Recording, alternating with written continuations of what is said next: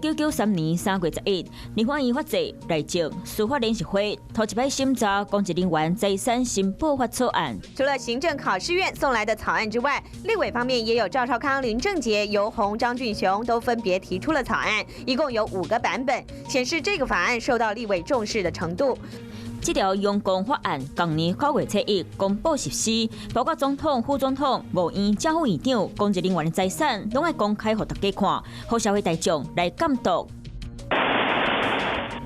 2012年3月11日，日本东北部发生3.1大地震，规模9.0，引起大海啸和福岛核灾，上少18000人死去，2500多人失踪。核灾发生过了后，超过14万的福岛民众拢爱搬离开家，嘛，让世界各国定思考使用核能的安全性。